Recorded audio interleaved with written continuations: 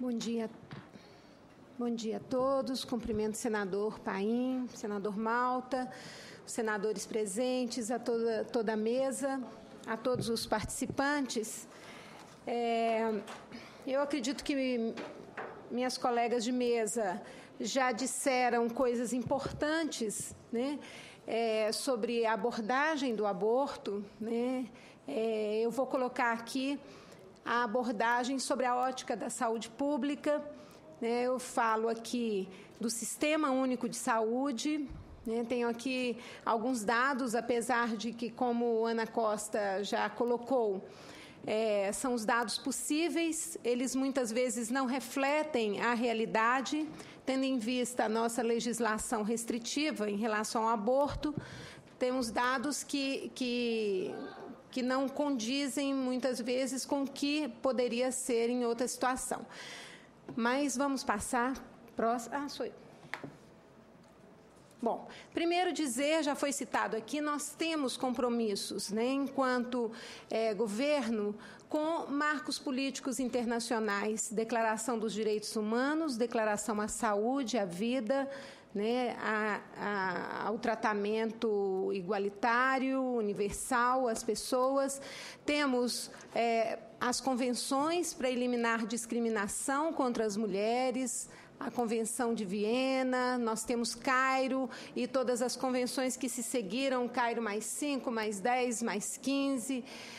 Nós temos a Conferência Mundial de Beijing sobre a mulher, nós temos as metas do milênio, redução da mortalidade materna, e temos o Consenso de Montevidéu, agora de 2013, conferências onde o Brasil participa e reafirma os direitos, a garantia de direitos às mulheres, dentre eles o direito à vida, o direito à saúde, os direitos sexuais e reprodutivos. Aqui dentro do Cairo, da Convenção de Cairo, nós temos aqui a garantia, no compromisso brasileiro com Cairo, a garantia do acesso efetivo à ampla gama de métodos contraceptivos. Nós temos o compromisso de desenvolver políticas e programas para erradicar a discriminação baseada na orientação sexual e identidade de gênero. Nós temos como compromisso eliminar causas preveníveis de morbimortalidade materna. Temos o compromisso de garantir a interrupção da gravidez em casos previstos em lei. Nós temos o compromisso de garantir acesso universal a serviços de saúde sexual e reprodutiva de qualidade, considerando necessidades de homens, mulheres, adolescentes, jovens, população LGBT, pessoas com deficiências e aquelas que vivem em condições de vulnerabilidade. E avançar na prevenção e controle de HIV e AIDS. E temos também marcos políticos nacionais. Nós temos a Constituição Federal, com seus princípios, diretrizes e competências, que diz que a saúde é um direito de todos, dever do Estado. Nós temos a lei do SUS, nós temos a lei do planejamento familiar, nós temos a lei com a notificação compulsória de violência contra a mulher, a lei Maria da Penha, que já foi citada aqui. Nós temos as conferências nacionais de políticas para as mulheres, que a Socorro falou aqui também. Nós temos, ultimamente, a lei 12.845, que fala sobre o atendimento obrigatório e integral a pessoas em situação de violência sexual, e o decreto 7958, que estabelece diretrizes para o atendimento às vítimas de violência sexual pelos profissionais de segurança pública e da rede de atendimento SUS. Como disse aqui a Socorro, o número de estupros ele tem aumentado no Brasil. Isso é um problema grave brasileiro, e nós sabemos que uma mulher que foi violentada sexualmente, ela é duplamente penalizada, pela sociedade machista, que torna a mulher aí um objeto e nessa relação desigual, usa dessa violência, e também no atendimento, na sociedade como um todo, criminalizada, porque a ela é imputada como é que fala? A penalização por essa situação, como se ela tivesse facilitado, inclusive, essa situação de estupro. Nós temos uma política política que a Ana Maria Costa disse aqui, a Política Nacional de Atenção Integral à Saúde da Mulher, né, que foi uma conquista das mulheres brasileiras, e ela tem 6 eixos. Um dos eixos principais de atuação é a atenção obstétrica. Atenção obstétrica é a atenção ao parto e nascimento e também a atenção às situações de abortamento, porque uma mulher chega numa maternidade não só para ser atendida para ter o seu bebê, mas também ela chega em situação de perda fetal. Eu esqueci de me apresentar, eu sou médica ginecologista obstetra há quase 30 anos. Nós temos um eixo que é a atenção às mulheres e adolescentes em situação de violência sexual, né? Um outro eixo que é a atenção clínico-ginecológica, menopausa, câncer de colo e mama, atenção a segmentos específicos da população e saúde sexual e reprodutiva, incluindo o planejamento reprodutivo e as DSTs, AIDS, HIV, né? Dentro disso, né, no eixo de atenção obstétrica, nós temos aqui os dados do Ministério da Saúde sobre mortes maternas. O aborto, ele figura entre 4ª e 5ª causa. Em algumas cidades, como Salvador, já foi a primeira causa de morte materna entre mulheres, né? Então, em algumas cidades específicas, o aborto é uma causa importante e a primeira causa de morte materna, né? Nós temos aqui uma redução de óbitos maternos progressivos, porém, eu acho que foi ele sumiu aqui, talvez problema com o tipo de apresentação, mas nós temos uma redução da mortalidade materna, e eu queria só dizer que apesar dos números absolutos de morte materna serem em torno de 1.600, 1.800 óbitos, né, a dramaticidade da morte materna é que em torno de 92% dessas mulheres que morreram, elas não precisariam ter morrido.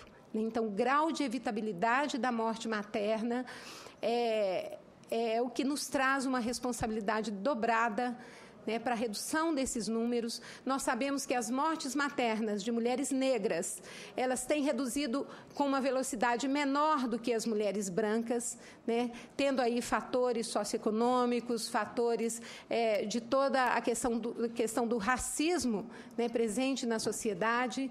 E então nós temos muitos desafios em relação à morte materna. Em relação ao aborto, já foi falado aqui pela Ana Maria, nós temos ali especificamente a questão do aborto, mas muitas causas de aborto podem estar dentro de hemorragias e de infecção, aí mascarando ou confundindo um pouco esses dados. Ou seja, o aborto é um problema de saúde pública pela morte indevida e desnecessária de mulheres por essa causa, né?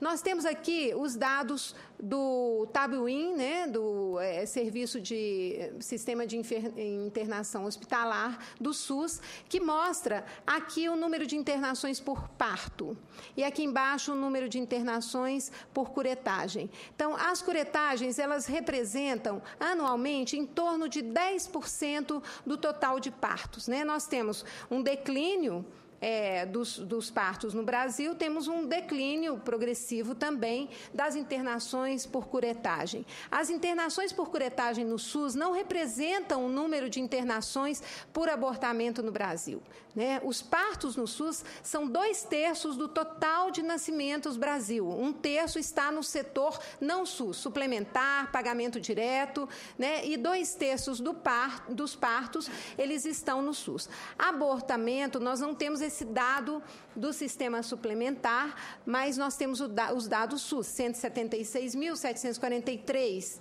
né? Isso aqui são mulheres em processo de perda fetal, abortos que aí estão os espontâneos e os abortos realizados em condição insegura. Nós não temos como separar esses dados no nosso sistema de internação hospitalar.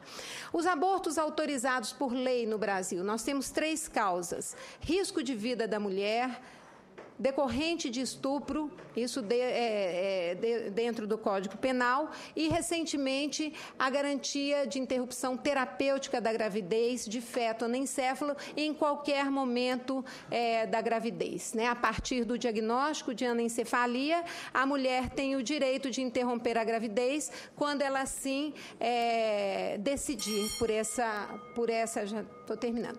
Mais 5, ok. Lembrando que uma gravidez de anencéfalo, ela põe mais é uma gravidez de risco, né? Porque é uma gravidez que tem mais risco de polidrâmio, de complicações como hipertensão e outras, então ela também passa a ser uma gravidez que põe em risco de vida a mulher. Aqui nós temos os dados de internação para realização de aborto legal, né? Desde 2005 a 2014, nós temos números pequenos, tivemos aqui um pico em 2008, mas nós temos em torno de 1.500 abortos legais, né? Nós sabemos que, em relação ao número de estupros do Brasil, muitas vezes as mulheres têm dificuldade de acesso ao aborto legal, apesar de ser previsto em lei, né? Muitas vezes as mulheres recorrem a esse direito que elas têm, mas elas têm dificuldade de acessar em tempo oportuno esse direito à saúde. Eu trouxe aqui dados da pesquisa Nascer no Brasil, foi o maior inquérito de abrangência nacional sobre o modo de parto e nascimento e também de parto e nascimento, e foi pesquisado a questão em relação ao desejo da gravidez, tá? Então, tem uma pergunta sobre se a mulher desejava engravidar, e 30% das mulheres disseram, isso são mulheres no puerpério, então mulheres que tiveram seus bebês, tá? 30% das mulheres que tiveram seu bebê disseram que não queriam ter engravidado naquele momento. Perguntando em relação ao sentimento em relação da gravidez, praticamente 9,6% delas disseram estar insatisfeitas com a gravidez. E perguntando sobre se elas tentaram interromper a gravidez, 2,3% das mulheres que estavam no pós-parto, que tiveram seus bebês, disseram que tinham tentado interromper a gravidez. Isso para dizer que uma gravidez indesejada, ela traz consequências. As mulheres têm, se vocês quiserem olhar, essa pesquisa é uma pesquisa com uma metodologia aprovada, né, e uma boa metodologia. As mulheres que tinham gravidez indesejadas, elas foram menos ao pré-natal, elas tiveram mais complicações, né, elas tiveram menos acesso e as gravidezes dela foram gravidezes com mais risco do que as mulheres que desejaram gravidez. Então, nós estamos falando aqui, eu vou falar rapidamente sobre as ações para a promoção da saúde das mulheres e para prevenir o aborto inseguro. Dentro da legislação brasileira, né, o Ministério da Saúde, que é executivo, ele cumpre o que está dentro das leis do Brasil, quer dizer, a legalidade da interrupção da gravidez naquelas 3 causas. Nós temos aqui 4 ações para reduzir o aborto inseguro. Primeiro, planejamento reprodutivo, que toda gravidez seja desejada. Isso é o que nós fazemos, comprando e distribuindo de forma ampla pelo Brasil uma gama de métodos contraceptivos. Nós temos que garantir o acesso à interrupção da gravidez prevista em lei. Isso ainda é uma conquista que as mulheres têm que fazer aqui no Brasil, porque como a legislação é restritiva, né, todas as questões, como a Ana Costa disse, morais, interferem muitas vezes na questão do acesso ao serviço de saúde. Nós temos que tratar as mulheres que procuram serviço de saúde em processo de abortamento de forma humanizada e segura, qualificar a atenção obstétrica, acolher e classificar o risco obstétrico. E nós temos que ampliar a atenção integral às mulheres em situação de violência sexual, né, principalmente promovendo a prevenção de uma gravidez indesejada através da pílula de emergência, que é um grande dispositivo para reduzir a gravidez indesejada e o aborto inseguro. Aqui são os métodos do planejamento reprodutivo, em destaque a pílula de emergência, que nós ampliamos em 100% a distribuição distribuição delas no Brasil. Aqui são os métodos, só para dizer que no programa Farmácia Popular e no Aqui Tem Farmácia Popular também são subsidiados pelo governo essa gama de métodos contraceptivos. Aqui é uma pesquisa dizendo que os brasileiros, as brasileiras, aumentaram os métodos contraceptivos entre a pesquisa de 1996 e 2006, que é a PNDS. Então, está tendo uma maior adesão aos métodos contraceptivos modernos, né? Declínio da esterilização feminina e o uso maior do crescimento dos métodos reversíveis. E aqui, as ações para qualificação do atendimento a situações de abortamento. Em 1 minuto eu termino. 1 minuto. E aborto legal, nós fazemos normas técnicas, manuais, guias, elaboramos um material de acolhimento e classificação de risco em obstetrícia, que trata de mulheres em situação de abortamento, capacitações, compra e distribuição de insumos para atenção humanizada ao abortamento. Isso, o Ministério da Saúde é da responsabilidade de fazer isso. Temos algumas publicações e temos o Serviço 165, que agora qualquer cidadão pode acessar o SINES, que é o Sistema Nacional de Classificação de Estabelecimentos de Saúde, e lá nós temos quais são os serviços que atendem pessoas em situação de violência sexual, quais são os serviços que são referência para a interrupção da gravidez nos casos previstos em lei e também atenção ambulatorial para a violência. Né? Nós estamos ampliando os serviços, os hospitais universitários para interrupção da gravidez nos casos previstos em lei. Para humanizar, também estamos qualificando os hospitais para atenção humanizada às mulheres e adolescentes em situação de abortamento e também para os municípios da cidadania, campo e floresta e águas, onde as mulheres de fronteira, as mulheres que estão em locais mais distantes, têm muita dificuldade em acessar esse serviço em situação de violência sexual e outras, né, onde a interrupção da gravidez é prevista, e com isso elas recorrem ao aborto inseguro por não terem acesso aos direitos à saúde. Então, reduzir aborto inseguro é ampliar serviços, é ampliar direitos, é ampliar a atenção humanizada e o acolhimento a essas mulheres. Né? Nós precisamos cuidar das mulheres e nós, do setor saúde, somos um sentinela, né? Somos um local ali, né? Um observatório do que a sociedade brasileira tem produzido. Né? E a sociedade brasileira produz retardo nas mulheres por insegurança, né?